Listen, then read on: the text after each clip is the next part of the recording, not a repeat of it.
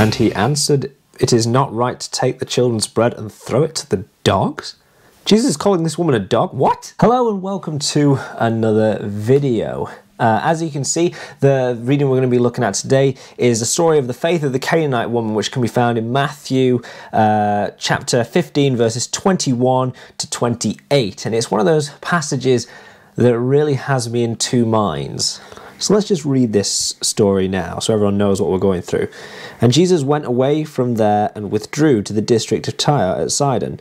And behold, a Canaanite woman from the region came out and was crying, "Have mercy on me, O Lord, Son of David. My daughter is severely oppressed by a demon."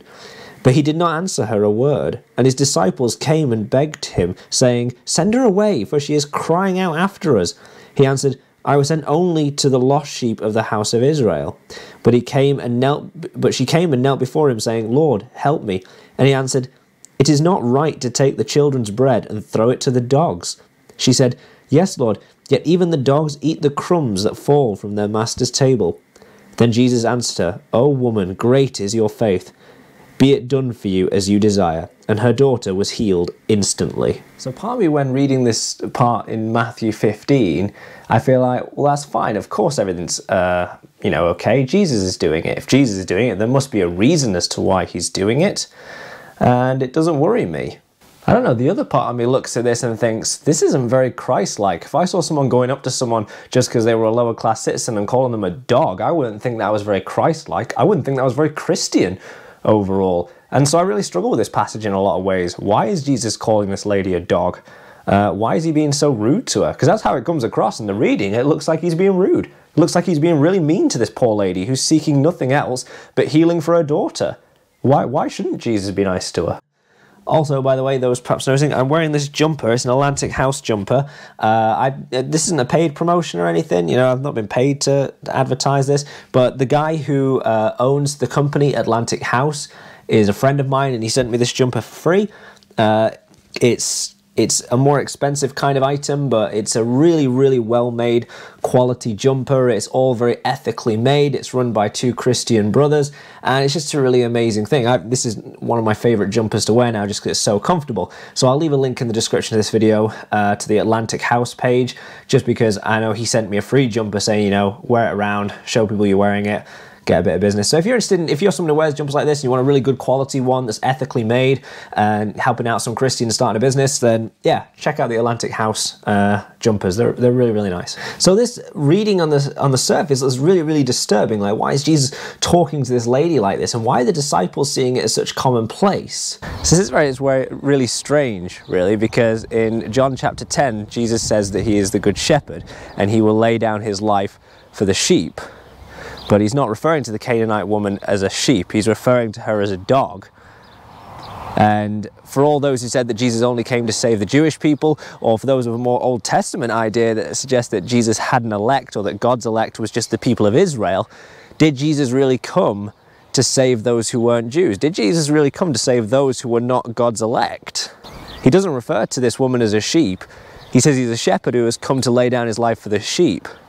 And yet, this woman is not referred to as one of his sheep. He's not a shepherd to one of these people. He refers to this lady as a dog.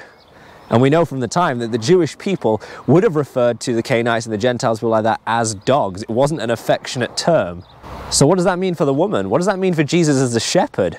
So this might initially seem really odd as to why Jesus is talking this way to the lady, and why this lady kind of almost seems to realize as well that Jesus is not there for her.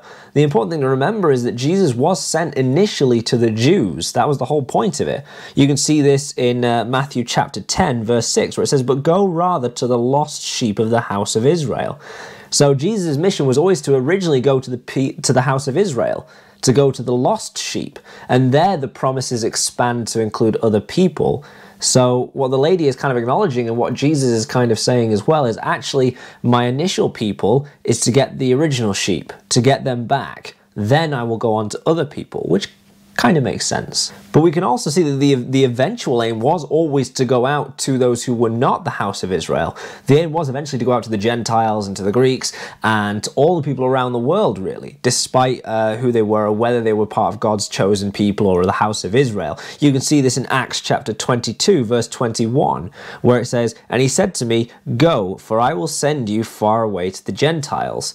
So although Jesus was initially sent to, gather the lost sheep of Israel and for the people of Israel, eventually the aim was to open up and go to everyone. You look at the Great Commission in Matthew 28, he sends people out across the whole world. Jesus kind of alludes to the fact that he's going to eventually spread out his message to more than just the house of Israel and more than to just the Jews. That's kind of put across in the parable of the wedding feast.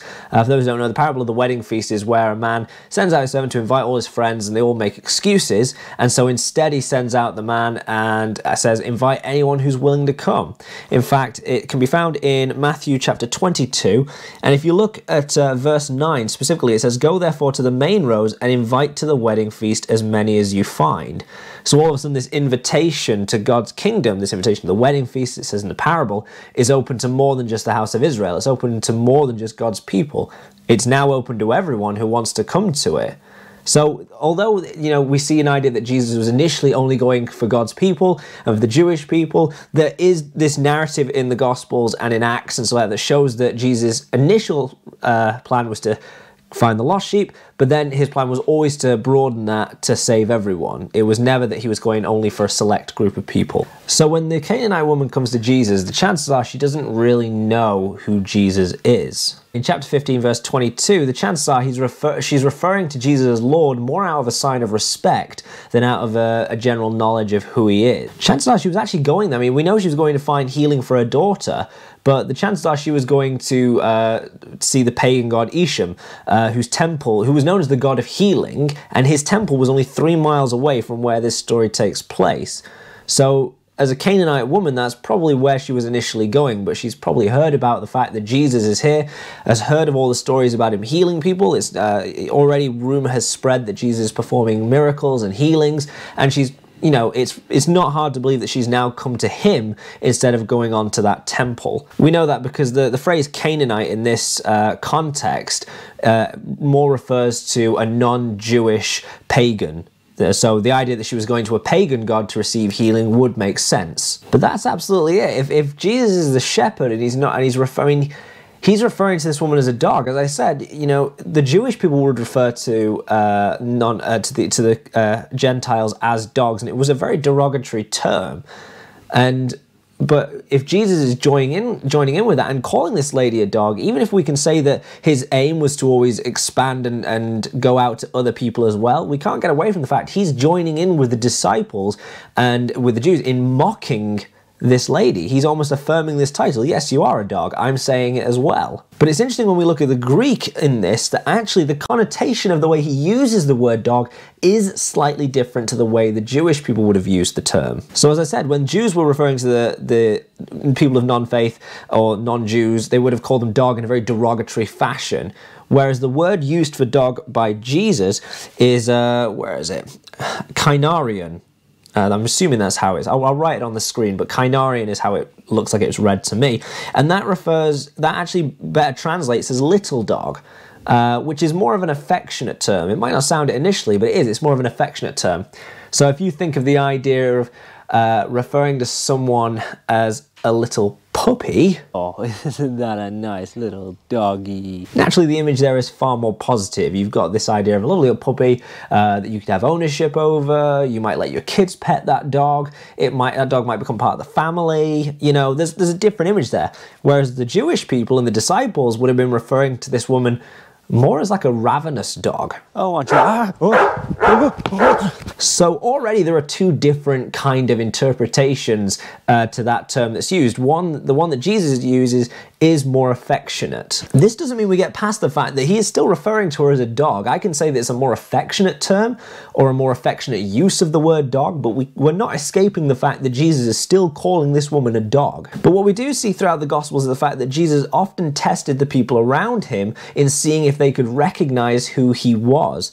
And for those who do recognize that he's the Son of God, he is the come Messiah, you see that Jesus is always happy to hear that, happy to see that, and that kind of faith is rewarded. That kind of knowledge is rewarded. Look at Peter. When he acknowledges Jesus as the Son of God, he tells Peter that he will build his church upon this rock. So in many respects, why he's saying these things to this lady is to test her faith.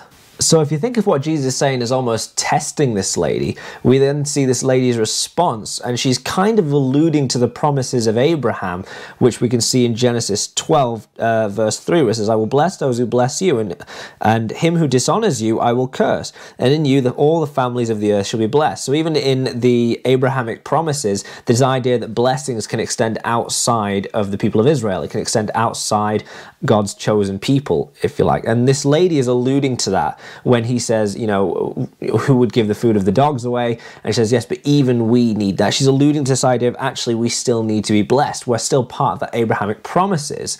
She's alluding to that, and that shows great faith and great knowledge. It also shows a great level of humility. She's saying to herself, look, I realize I'm not part of these Abrahamic families. I'm not part of the Jewish people. I'm not the lost sheep of Israel, but I'm still someone who only wants to tap into that. I just want to come before you. I realize I'm not at that status. I just want to have a part of you. And Jesus rewards that kind of faith.